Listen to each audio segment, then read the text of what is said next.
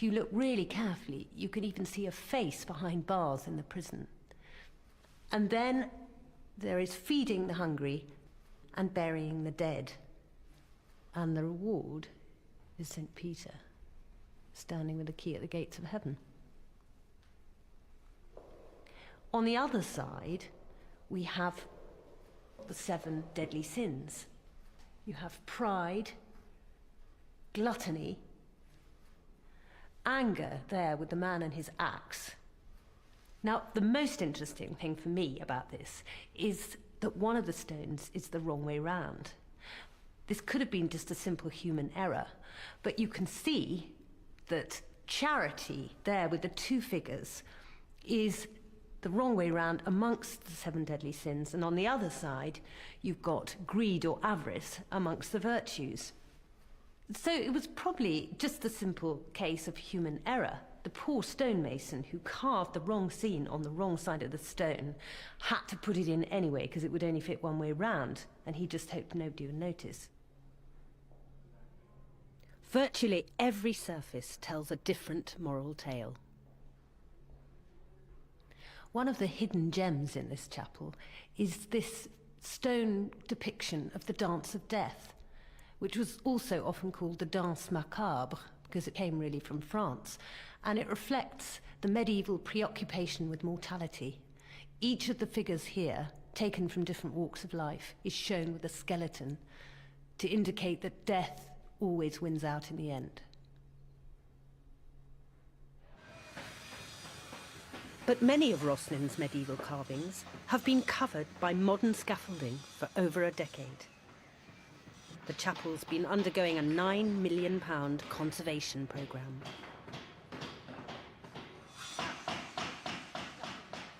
In the aftermath of the Reformation, Rosslyn fell into disrepair, but by the late 18th century, the romantic, overgrown ruins had become an inspiration for artists like David Roberts and Turner, as well as writers like Wordsworth, Burns and Sir Walter Scott. Although there were some early attempts to restore and repair the place, centuries of foul Scottish weather caused severe damage. So for the past 13 years, we've been trying to dry it out by covering it with this 50-ton steel roof. As the Countess of Rosslyn and the chairman of the Rosslyn Chapel Trust, I've been closely involved with the conservation programme. When I first came here nearly 30 years ago, the stone was so saturated that water was literally running down the inside of the chapel walls. So it was clear we had to do something quite dramatic to make the building watertight.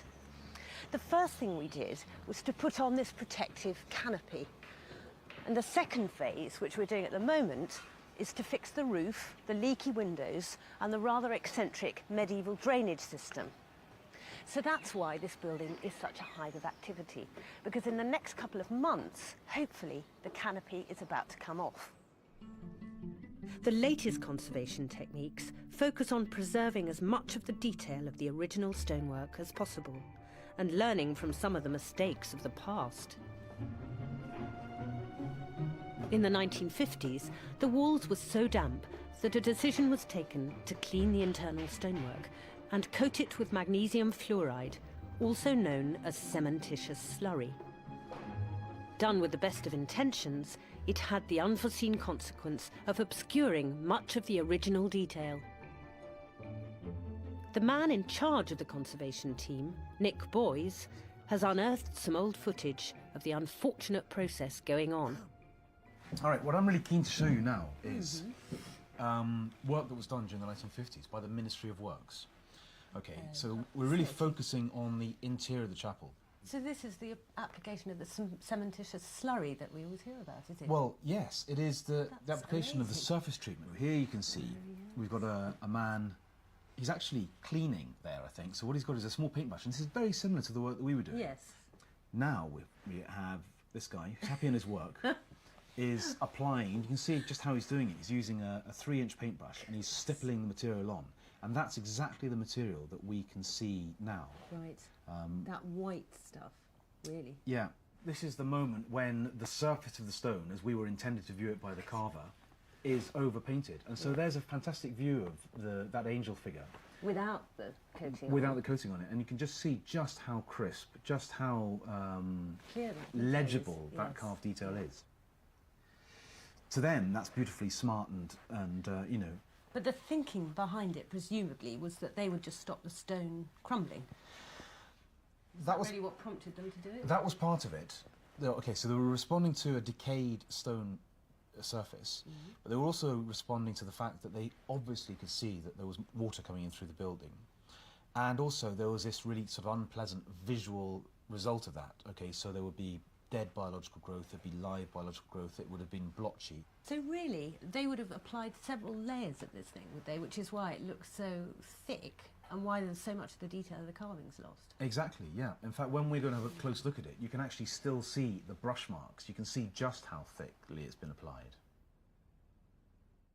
In an attempt to reveal the detail of the original carvings, Nick and his team have done some tests to remove the magnesium fluoride. But unfortunately, the techniques available at the moment risk damaging the stonework even more. I'm now very aware of our responsibility to ensure that the conservation techniques we choose will not prove someday to cause more harm than good. For the conservation work, we haven't just had scaffolding on the outside of the chapel, we've had it on the inside as well. It might be a temporary disappointment for visitors, but it allows us to get a close-up look at the astonishing stonework of the chapel's medieval masons.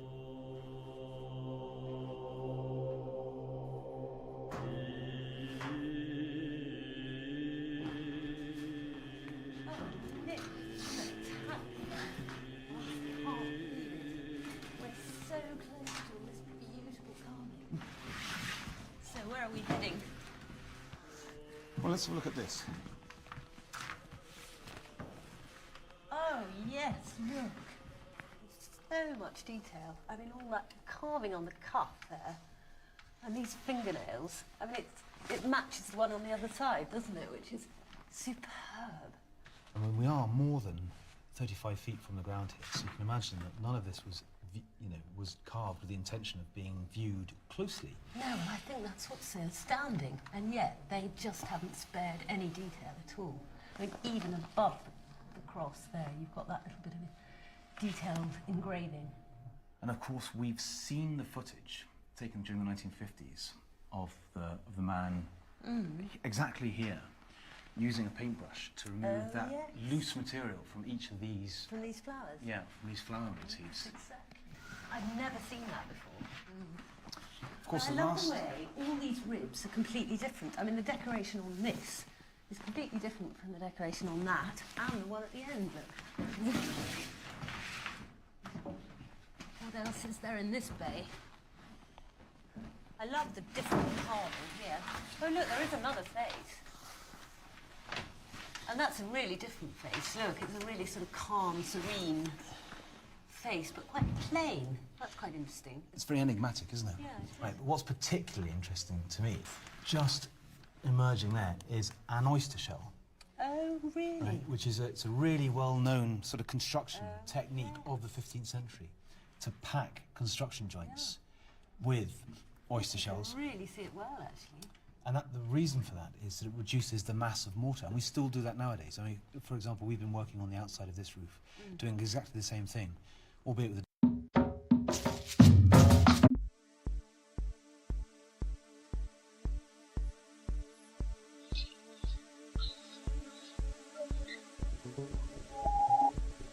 Great level, actually, because you get the light so beautifully from the windows. It's lovely to be able to get a chance to see some of this detail. I mean, this must be one of the top niches of the statues. And, I mean, I've never noticed that it was so incredibly detailed in this carving. Precisely. Beautiful chevron detail. Yeah, is virtually invisible down below. You can see there are these ball tower motifs, and they are beautifully spaced. There's an exquisite rhythm to it, all the way up until you get to this construction joint. And there you can see that somebody's made a small error. But For me, that's the charm of this building, because it's just its individuality. Yeah. And then, just above it, is Christ with his hand raised in blessing, which I've seen from down below, but I've never managed to see here. And again, just like up above, he's even got the detail of his cup, which I haven't seen before. So it's probably fair to say that with the exception of the 1950s workmen, probably the only other people who would have seen this carving in this place are the masons who put it there. Yes, that is entirely possible. This is a really fascinating carving with 3 heads. And they're so detailed again, but they're really different heads. That's what's so interesting. So this here with the long hair probably signifies somebody of nobility, I think. All I can say is the one on the left is certainly happy about his work. These carvings are an impressive display of masonry and artistic skills. Unfortunately, we know almost nothing about the men who created them.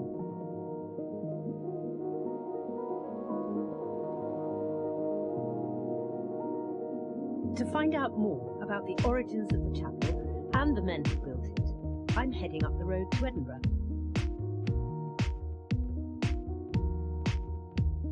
Historians agree that Rosslyn Chapel was founded in 1446 by Sir William St Clair, the 11th Baron of Rosslyn. But all his original papers were destroyed in a fire. Here at the National Library of Scotland, I've come to see historical documents expert Julian Russell. He's the leading authority on a manuscript previously copied from the original 15th century accounts of Sir William St Clair. It was completed in 1700 by a cleric called Father Richard Hay. And Father Hay was so closely associated with the family, wasn't he? Because I know he married in his mother. His mother, yes, his father died when he was small. His mother married again. She married St Clair family. And here he is, William St Clair, Prince of Orkney. Oh yes, here we are, velvet, chains of gold. It came in his mind to build a house for God's service of most curious work. The foundation of this rare work caused to be laid in the year of our Lord 1446. And because he thought the masons had not a convenient place to lodge near the place where he built his curious college, therefore he made them to build the town of Rosslyn, that now is extant, and gave every one of them a house and land. That's right, too. So that this town, at that time, became very populous. It was thought to be the cheapest town in London, except Edinburgh. So that's rather a lovely image, isn't it? The idea of Sir William St Clair creating this great town for his masons. It's rather surprising because Yes. you don't think of Rosslyn as being, or A having making been town. such an important No. place. I wondered about what they'd been paid. He rewarded the masons according to their degree. As to the master mason, he gave £40 yearly, and to every one of the rest £10. £10 in 1446 equates to something approaching £50,000 today. So the master mason's wage of £40 was a massive amount. These masons, whoever they were obviously highly valued by Sir William. But how did he come to have that kind of wealth and status? In the year 1066, the first St Clairs came to Britain from Normandy with their cousin William the Conqueror. But when a later descendant of the St Clairs, William the Seemly, helped an Anglo-Saxon princess to escape north of the English border, the King of Scotland rewarded him with the lands of Rosslyn. Remains of the St Clair's castle can still be found today, close to Rosslyn Chapel. From this bridge, you really do get an idea of the scale and grandeur of the building as it would have been in Sir William St Clair's day. Starting right down there by the river, it would have been a real medieval stronghold. It was apparently built on 3 sides of this courtyard here, with a large tower in the far corner and a really imposing gatehouse at the edge of the bridge. So although it doesn't look like much today, in the 15th century, it would have been one of the most imposing castles in Scotland.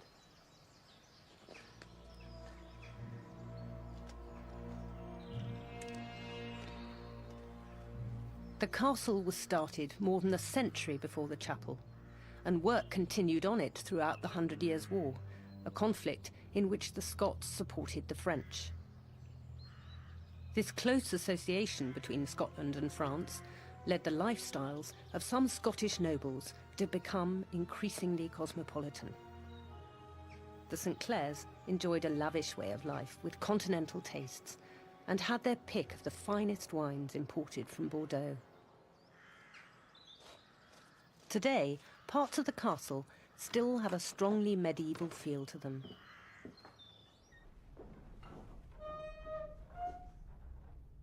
The lower floors haven't been touched for centuries, and frankly, I must admit they look like it.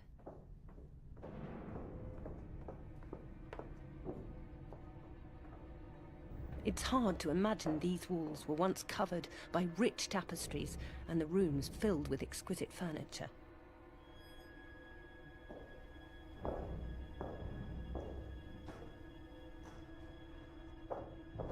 Sadly, these rooms have become little more than damp dungeons.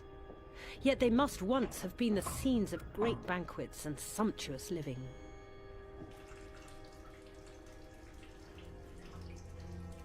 When Sir William St. Clair inherited the title in 1420, he used his vast wealth to expand the castle. He hired teams of masons to build new stone walls and bridges. But he dreamt of building a completely new and special place, a site of extraordinary inspirational carvings that would be unique to Scotland.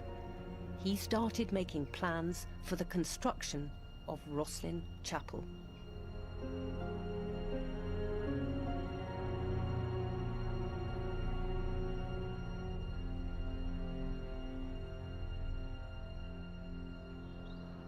I often hear people comment on the modest size of the chapel, given its massive worldwide fame. Modest or not, it still took 40 years to build. But sadly, Sir William died before he could complete his ambitious architectural vision. It was a common belief amongst wealthy nobles that building a private church would be rewarded by God with a passport to heaven. Before long, a rather serious game of one-upmanship begun, with each noble trying to outbuild the other. Sir William certainly had no intention of being outdone by anyone. His original plan was to build a much more substantial Rosslyn church, double the length of the current chapel, and there are several clues to be found in the existing building.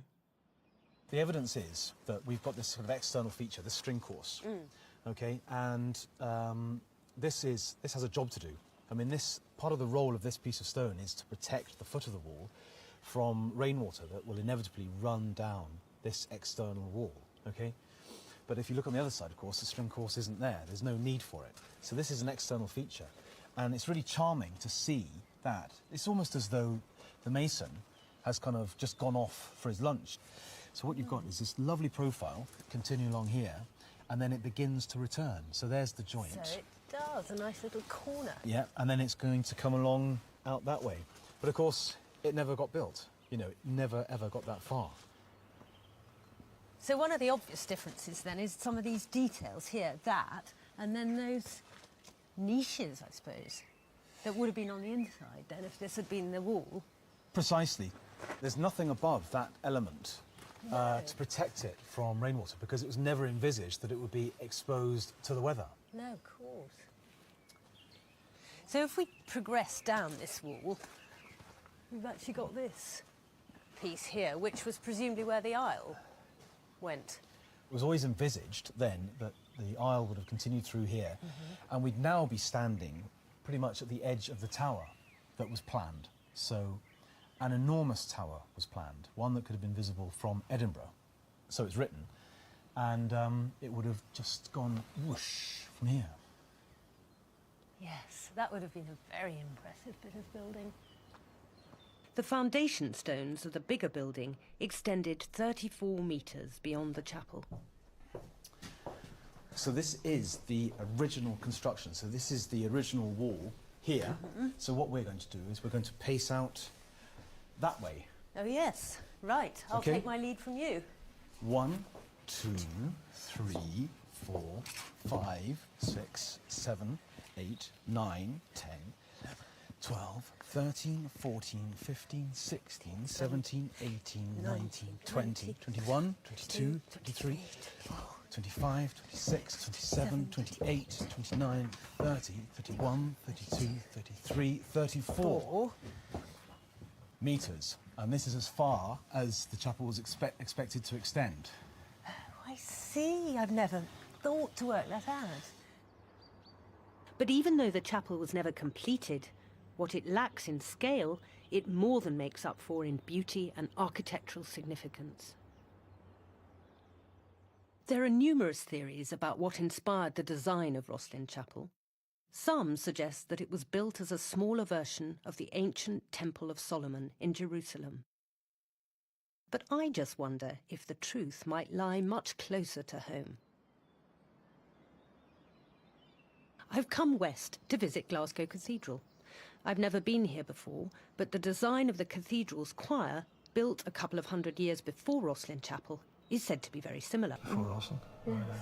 Much of Glasgow Cathedral goes back to the 13th century, and certainly the choir here would have... And get a real vision of what Sir William must have had in mind. I mean, it was a hugely ambitious vision he must have had. He wanted to create something this size.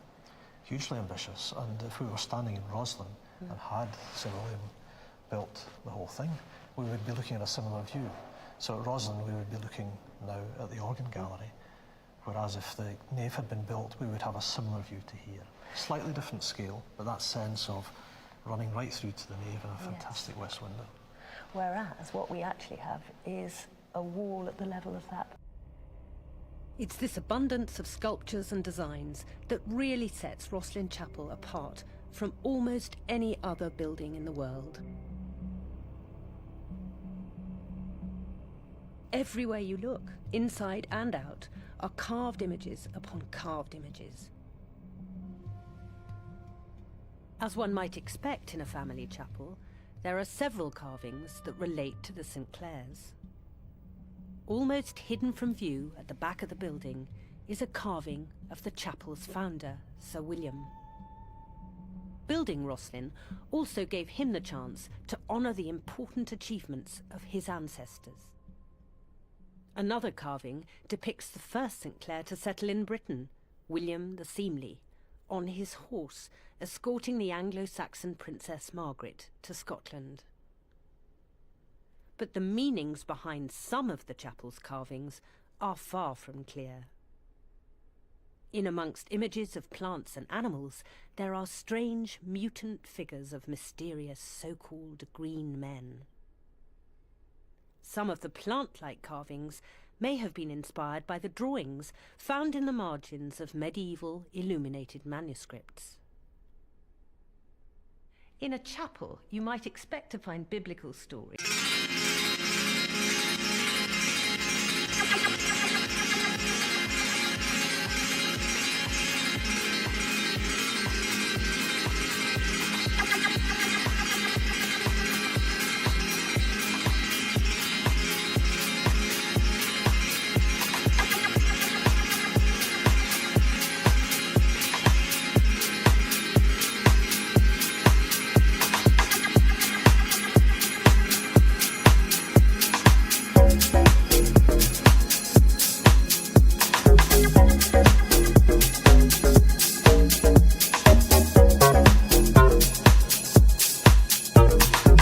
Representing nature and rebirth.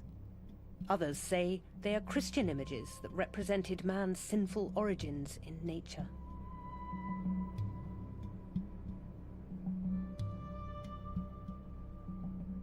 It is quite incredible to think that the Rosslyn stonemasons created each of these carvings from rough blocks of shapeless sandstone. It took about 10,000 such stones to construct Rosslyn Chapel, and extracting them from the medieval quarries would have been no small feat.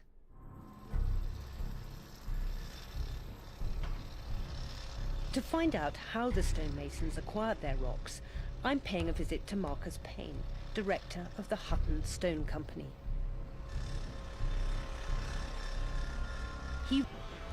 There is quite a variation in colour in here, from buff to a sort of bluey grey. So obviously you've got this modern machinery here, but is the process more or less the same, or is it really highly developed? The since process 15th century? is virtually the same. The large excavator replaces many men and really is nothing more than a very large crowbar.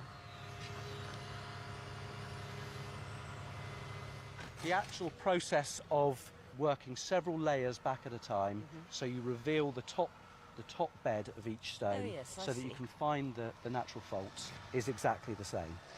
Today, the stone is split using a pneumatic drill, but in the 15th century, it all had to be done manually. We're going to split a block by hand to show you how they would have done it. Oh, that's really interesting. Yeah, the only thing we won't do, they used to split them with wooden wedges, but they would soak them in water and leave them for days, and I don't think we've got Right. time to do that. No, well, fair enough. So this is how it's been split out for many, many years. As he goes along the pins, he's listening to hear each pin tension up, so that they all begin to ring at the same tension, which means the tension is even, so the split is controlled. You can hear them starting to... There you go. You can hear when Yeah, it's you can start to going. see the split is So starting you to come can. along. But you can tell which ones are doing the work now. And there's, Yeah, you just get. that ring, and also you can feel it in the handle of the hammer. There it is. So it's doing more work.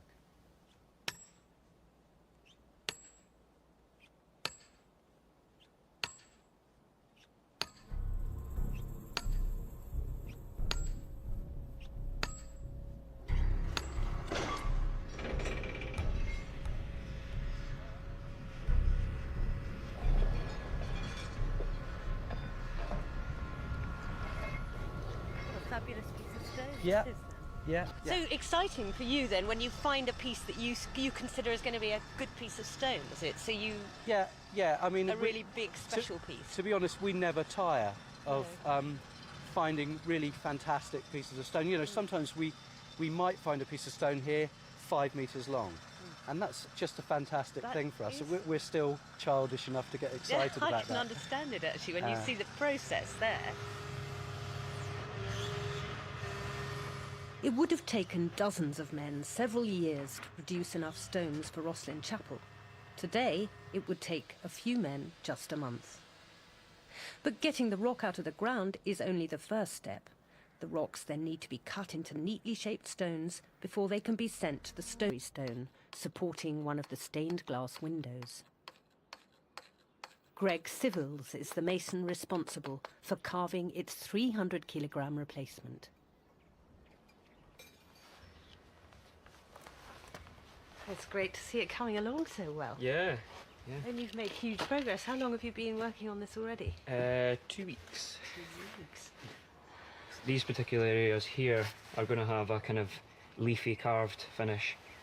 So Oh, they're- lovely, which you'll do. yeah, I'll do the whole thing. Fantastic. So this is going to take me a little while. Yes. What do you estimate? You've done it 2 weeks already. Yeah, so, I'm thinking hopefully in another 3 weeks. So you're obviously a real perfectionist, though. Well, You must. Yeah. Be. I mean, look at these; they're so beautifully done and rounded. And well, this is it. I mean,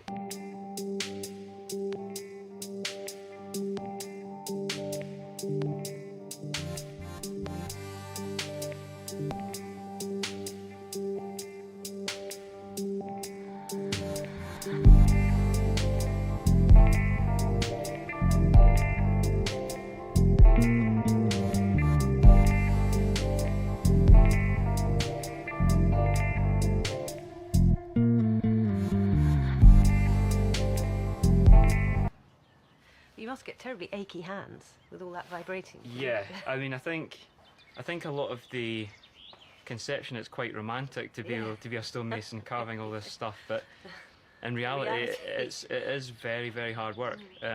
You're often out in the open, you know, in the elements, it's cold, and yeah, I mean, my hands are quite sore, even though I've been doing this for 15 years. You know, at times you just get very cramped hands, and you get, you get slip and hit yourself. well, no, it's just wear. You know, the chisel resting on that part of your thumb, and you get a different sized thumb. Oh, really? you So you get can tell a stonemason, yeah. but worth it. It is. It's very satisfying. Very satisfying when you can create something and stand back and think, well, that's going to be there for I don't know how many years. It'll be long here.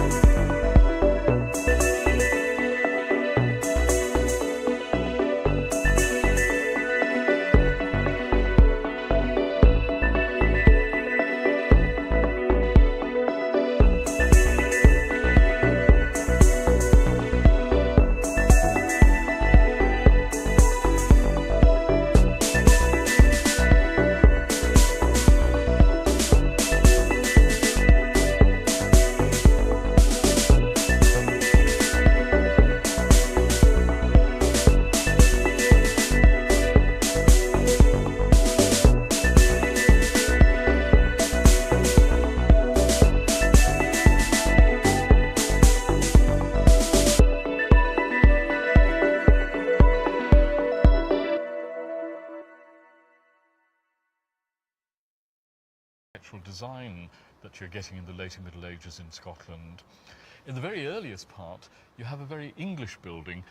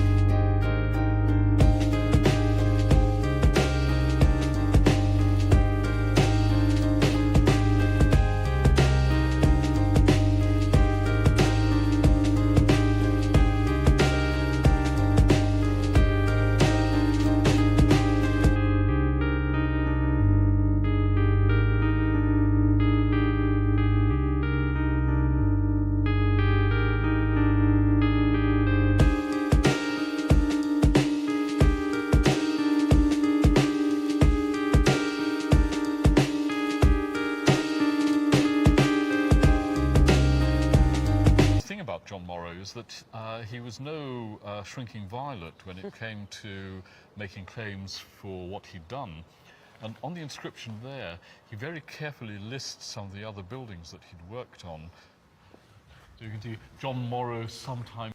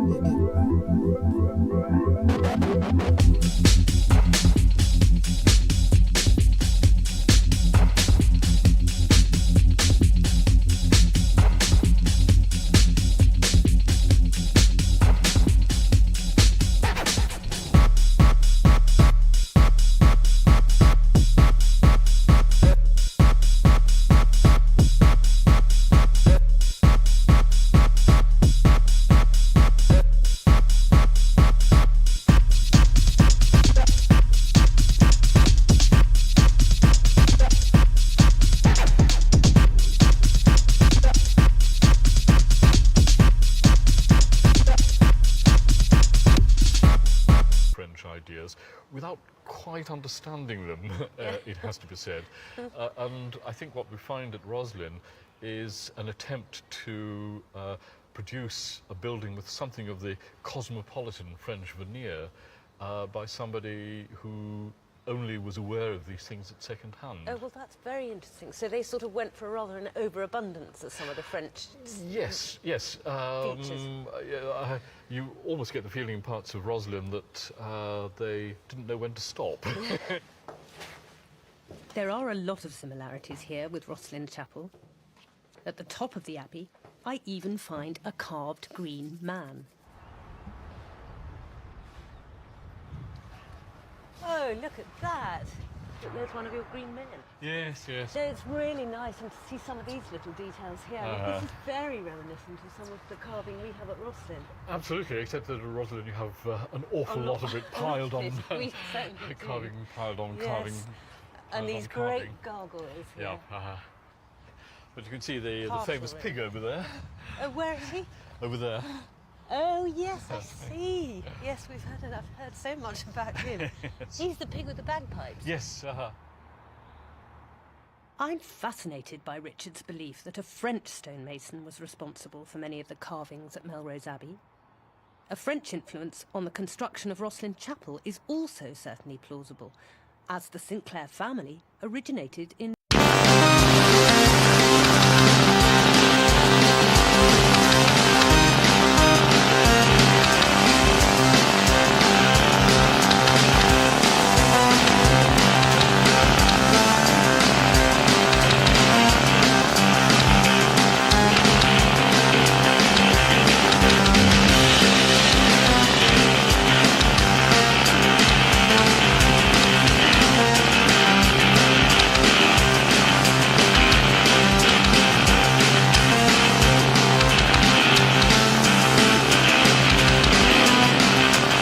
unassuming stone tower.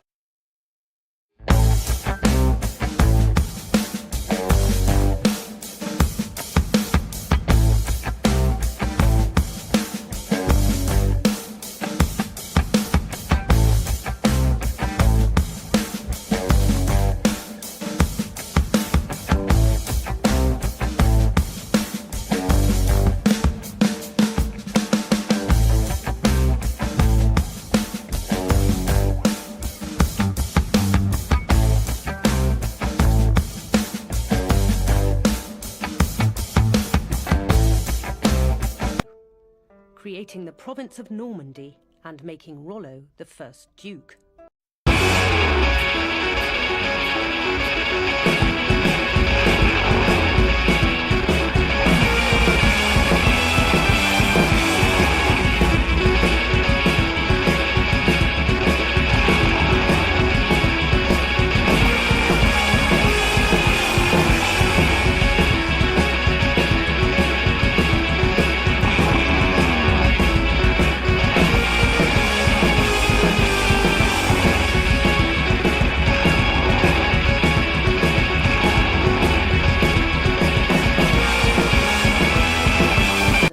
Family is descended.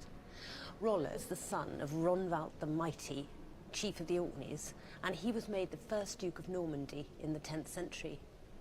So it's quite possible that Sir William Sinclair, when visiting Normandy, would have come to this place, and you can imagine how he would have been inspired by this wonderful architecture. 400 years after Rollo's death, Gothic architecture is still taken very seriously in France, and the tradition of stonemasonry schools continues today. In Normandy, a master mason, Philippe Giraud, regularly works on 15th century manor houses made of stone. He also runs a masonry school for up-and-coming apprentices. To give me an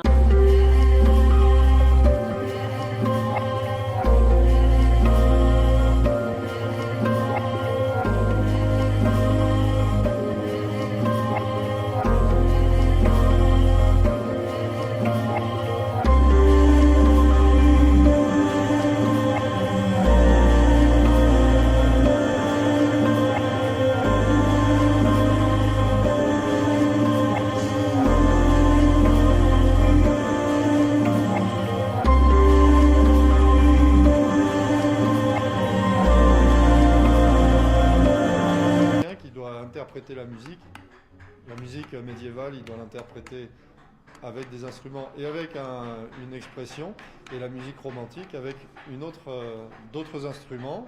Nous, on peut changer les outils aussi, en fonction des époques, il y a d'autres outils. Alors, évidemment, l'outil que j'ai dans la main, c'est un outil qui est apparu vers le 14e, peut-être le 13e siècle. Alors, au tout début, c'est quelque chose qui n'est pas très facile à faire, ça. C'est un outil avec des petits pics très fins qu'il n'est pas facile de forger. C'est là où on peut mettre un deuxième niveau d'expression au niveau du détail. It's tempting to speculate how similar Philippe might be to Melrose Abbey's 15th century French mason John Morrow. He has impressive masonry skills, an artistic vision, and a great love of stonework. All attributes that I assume must also have applied to John.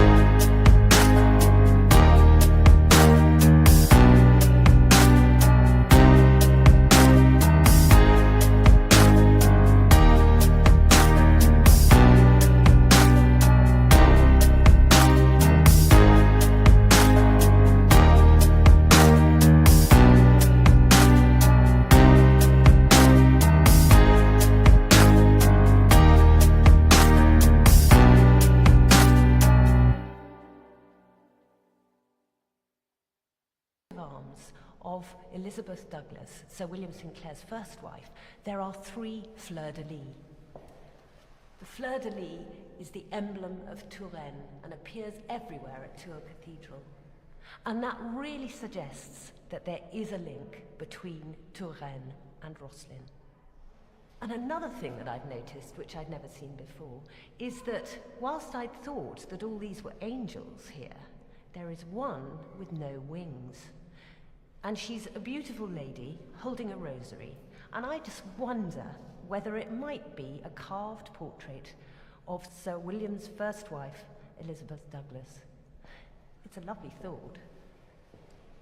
After all, I do feel a certain connection to her, as we both married into the Sinclair family.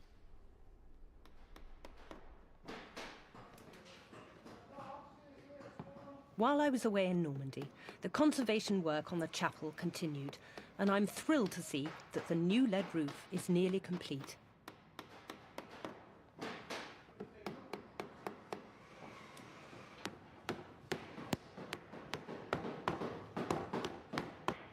It's so exciting to be up here watching the final part of the process of putting the lead covering on top of the chapel roof. Because once this is done, we can then take off the canopy, which has been shielding the chapel for over a decade. After 3 weeks, the 300-kilogram tracery stone Greg was carving is now 100 kilograms lighter and is slotted into the east window. 10 no, it's too much. Just 10 mil. That's the one. That's it. Yep. You know, it's all fitting and lining up really nicely there. It's really nice to see that it's lined up perfectly.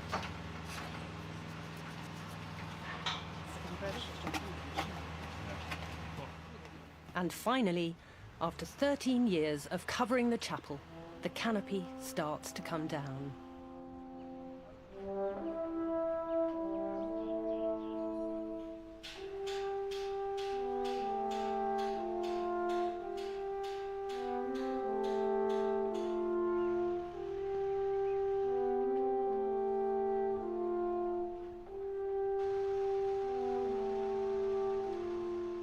At last, the moment I've been waiting for.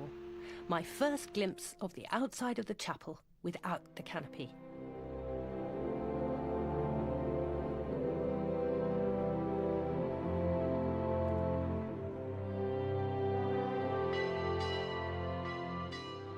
It's Sunday, and everyone in Rosslyn has come to witness the first service for ages without the scaffolding inside the chapel. It's an important moment for the building, the congregation, and my family, especially for my husband, the 7th Earl of Rosslyn, a direct descendant of the chapel's founder.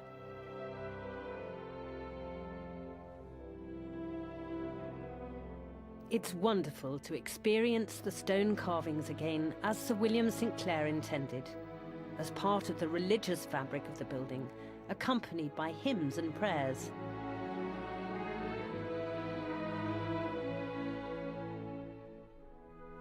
It was so exciting to hear the chapel bells ringing out this morning for the service for the first time in 13 years, and then to walk into the chapel and see the ceiling revealed in all its glory. There was a buzz about the whole service, in fact, because it really feels as though the chapel is coming back to life.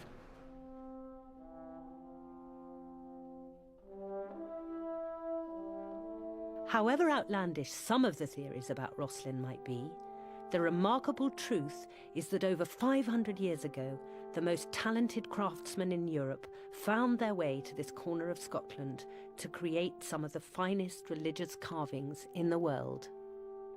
The original purpose of these largely unknown artists was to celebrate the glory of God.